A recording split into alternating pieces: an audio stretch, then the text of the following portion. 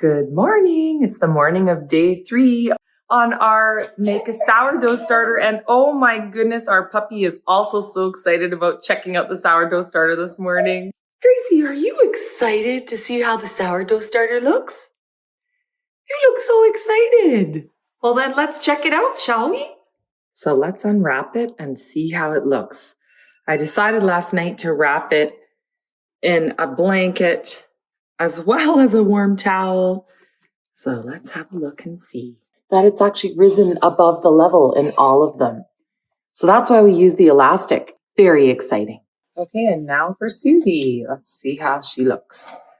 Oh, look at that. So we saw before that it rose a significant amount, probably a good 2 centimeters, and there's a lot of bubbling that we can see.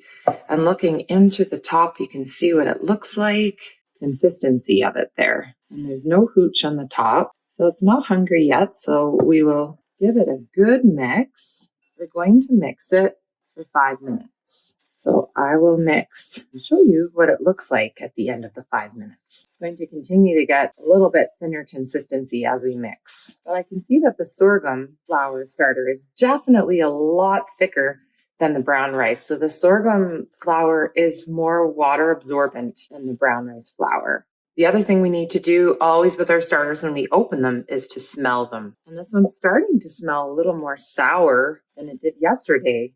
So that's good. Things are changing. So to compare the 3, we've got here our regular sourdough starter. You can see the consistency, the thickness, you can see how glutinous it is, how kind of sticky it is. And then here we've got our sorghum sourdough starter, and you can see its consistency, and it's quite nice and thick as well. Our brown rice flour starter is actually a lot less thick in its consistency. So the brown rice flour is not as absorbent, but you can see the consistency that you'd like to get if you're using the brown rice flour versus the sorghum. Just remember at the end to scrape down your sides so you can see the growth. Make sure your elastic is at the right height. And you just want to see how much it's grown since you fed it. It's already starting to get bubbly again. And I've got my elastic. I'm ready to cover it and put it someplace warm. So I'd love to know, how's your starter looking on day 3? Please share a picture with us in the comments and we'll check our starters again this evening. I'll see you then. Have a great day.